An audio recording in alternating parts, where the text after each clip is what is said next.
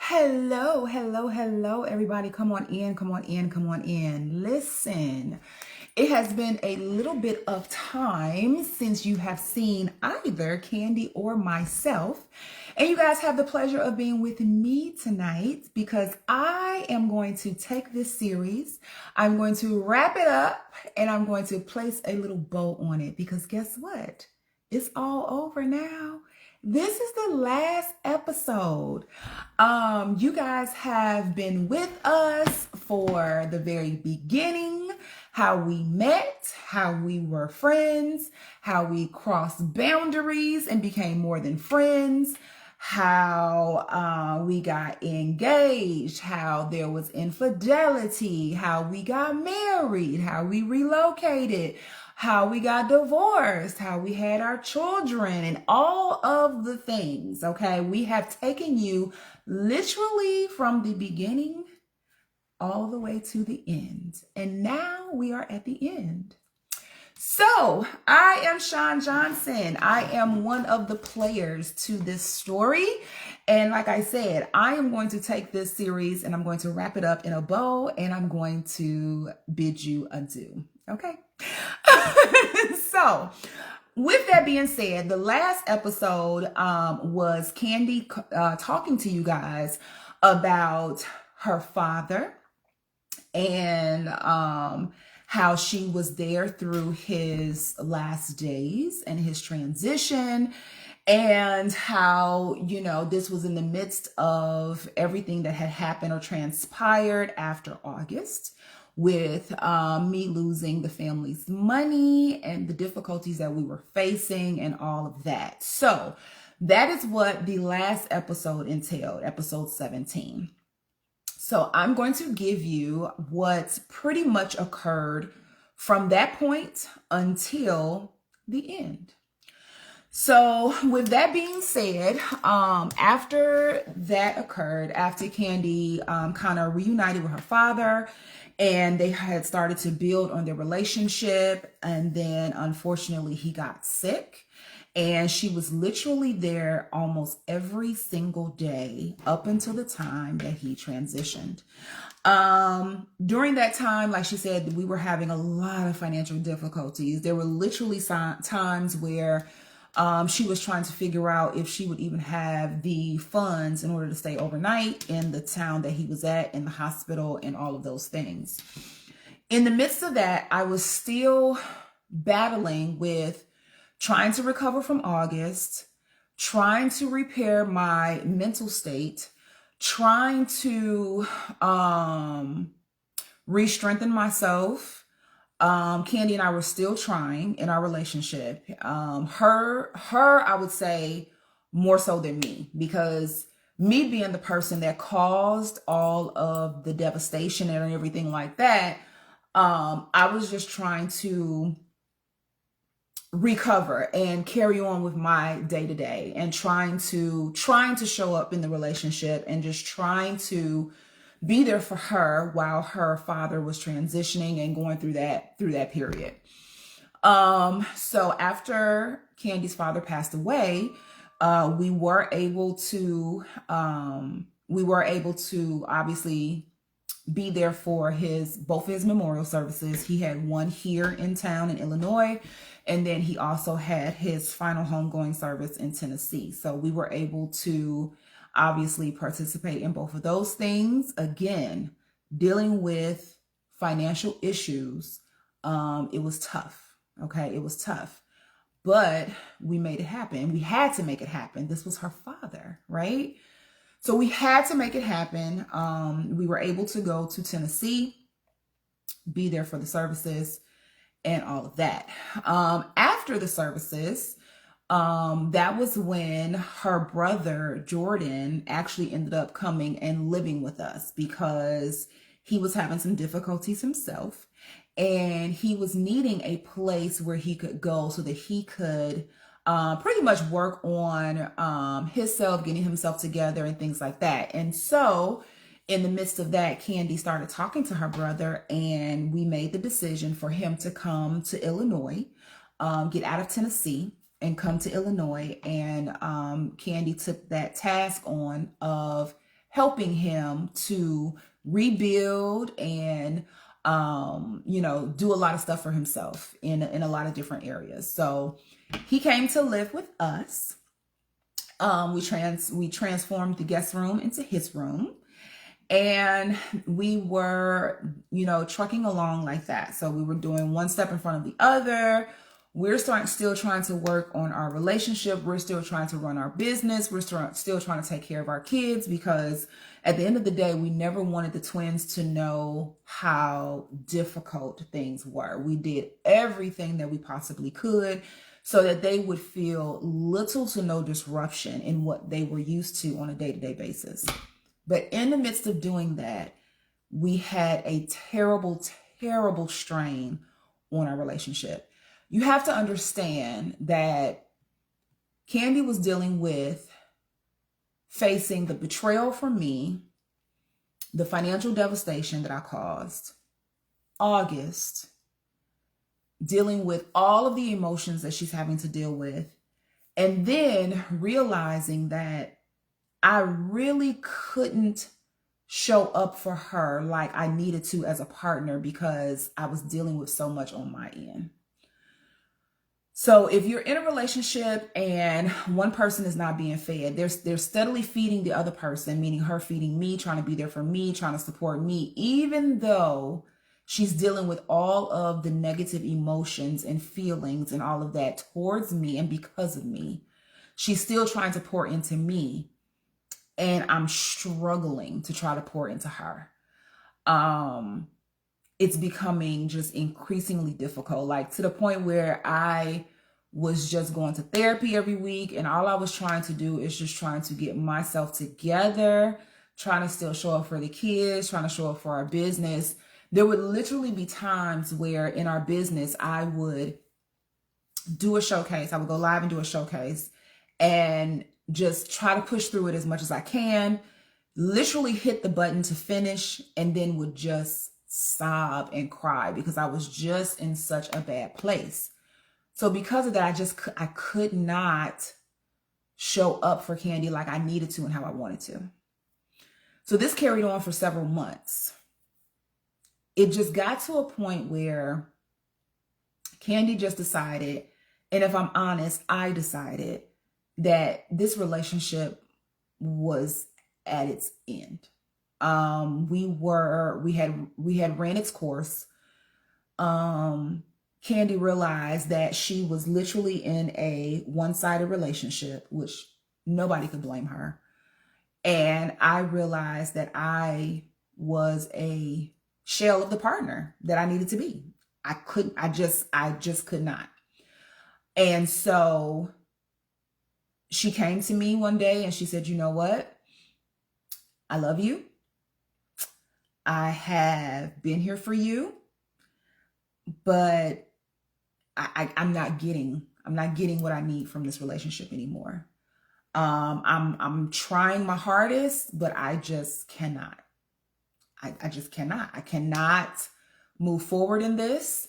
And if I'm honest, like I said, when she brought it to me, I had to really stand in that truth and stand in that realization that, you know what?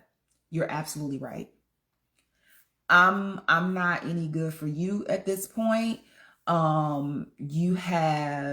She had some healing to do on her own. She has a lot of things to work on her own. It just was not a place that we needed to be anymore. After all of the years of the ups and the downs and the highs and the lows and the ins and the outs and all of the things, it was just one of those things where it was like, you know what? No more. No more. No more, right? Like, this is done. So we made the difficult but logical decision to end the relationship. In the midst of trying to decide on if we were going to be together or not, ending the relationship, that's also when we got together and we decided to write the second book, Moments of Resurrection. And we pretty much chronicled everything that we talked about probably within the last maybe 2 to 3 episodes, I guess. chronicled everything in very much so detail about what led us to us ending the relationship. And of course, the book came out shortly after we decided to make the decision to end our relationship, because if you read the book, you'll realize that there's a little bit of information after the breakup, but we literally wrote it up until current time. In that particular moment, we literally was writing the book while things were happening, while things were unfolding, and we wrote it up until the time we sent it to publishing, and then that's when we ended the book. I will say that as we have went through this series and as we have shared our story, we have given you guys some lessons learned. We have given you guys some insight. We have given you all some more details that was not included in any one of the books. We also left some of the book in the book. So there were some things that we didn't go through during the series because it's in the book. So there's some things that you may be scratching your head like, well, there's still some things that I don't quite understand, or maybe there's some pieces that I feel like are still missing, and that's because those pieces are in the book. So if you take this series and couple it with the books, you will have I would say, almost completely full picture. Because we've always told you guys, like, we give you 80%, but we do still keep about 20%, right? We still have to keep some parts of our life to ourselves and personal, because there are just some things that just don't need to be shared, right? But I will say that I feel like we have given so much. We have gotten inbox messages and text messages and emails and all of that, just stating how a lot of the things that we have shared has been helpful. And if you read I think it's in the dedication of Moments of Resurrection, if I'm not mistaken, either the dedication or the epilogue, either one, we always say that in the midst of us sharing our story, if something that we said helps at least one person, then everything that we've experienced and everything that we have endured would not be in vain, right? I think that when I was given the download from God to share my story when it comes to August, when I was given that release to share that story and share that part of me in that book, it was meant to help somebody else. It was meant to help me because I felt like it was good for my healing journey that I was on. But I think that it was also meant to help somebody else at the same time, right? Either if you were sitting in my seat when it came to August, sitting in Candy's seat when it came to August, or some other way, right? I think that was the reason why I was given the release in order for us to write the book, Moments of Resurrection. You can find both of the books on our website, sincerityjohnson.com, Moments of Redemption and Moments of Resurrection. You can find both of them there. But I will tell you this. I will tell you that as we have went through this series, and as we have shared our stories and our ups and downs and highs and lows and all the things, it has also helped me to reflect. It has helped me to realize that I'm not that same woman from 20 years ago. I'm not the same person who would lie to avoid conflict. I'm not that same person who would shut down and not share their feelings when I needed to. I'm not that woman who couldn't see the error in her ways anymore. I realize I'm no longer that woman who is afraid to admit her feelings, her thoughts, and her emotions anymore. I realize that I'm no longer the woman who would feel bad for what I wanted or how I felt anymore. I'm no longer that woman who is afraid to ask for help or admit when I'm struggling. I realize I'm no longer the woman who would lose herself anymore. I'm no longer that woman who is afraid to admit when I'm wrong and that I'm sorry. There's been a lot of growth. There's been a lot of growth. And I also know that there's still more growth to do. I still know that I am, as Michelle Obama says, becoming. I am still becoming the better version of myself. And all I can do every single day is to continue to put one foot in front of the other, to continue to use the tools that I have learned and that I've gained through therapy and otherwise. I can only continue to admit my faults when it's necessary or when it's appropriate. I can only continue to apologize to those that I have hurt when necessary and when it's appropriate. I've also learned that at the end of the day, the only person that I can control in any given situation is myself. I've also learned that I have to understand that when people show you who they are, believe them, and then decide how they fit in your life. I have just learned so much over the years. I do know that I used to always tell myself I will never live with any regrets, that everything that happens for a reason. However, I do live with some regrets. I regret hurting my children. I regret disappointing them, knowingly or unknowingly. I regret hurting the most important person, one of the most important people in my life, being Candy. I regret taking her for granted. I regret putting her in positions that she did not deserve. I regret not being the person and the wife and the partner that I should have been to her, because she deserves so much more. And I wish that there was a way that I could rewind the hands of time, but I cannot. So what I can do is I can continue to work on myself. I can continue to show up and do better. And I can continue to work to make sure that my words and my actions align as they should. Because you can say things until you are blue in the face. You can say things that you shoulda, coulda, woulda. You can do all of those things.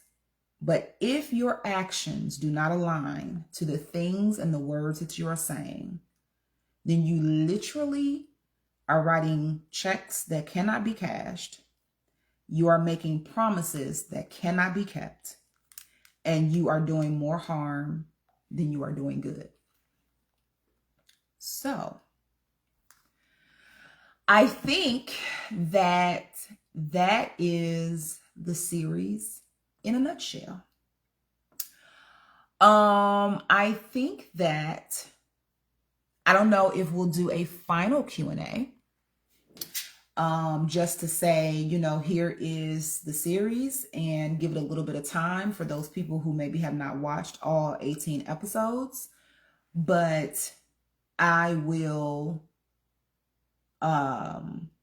consult with Candy, and we'll see whether or not we think that a final Q&A is necessary. If you think that a final Q&A is necessary, then definitely let us know. But I think that we've covered a lot. And I think that that is our story. I think that as you continue to stay connected with us, you'll continue to see how this story plays out, because we're still living it, right? It's just the fact that we can't do any more episodes because there's nothing else to share. We're living it right now, right? We're co-parenting. We are business partners. We are repairing our best friendship, and we are working to get to a better place. And that is what you witness every day. You see us co-parenting our twins. You see us running our business, Sincerity Johnson. You see us working on our friendship. And that is what you see on a daily basis. And with that being said, I will say, I love you guys. I love you, best friends. Thank you for listening to our story. For some of you, thank you for living a lot of our story with us. And as Candy would say, and as she has said over the years, the absolute best is yet to come. But baby, we still have work to do. I love you guys. Bye, best friends.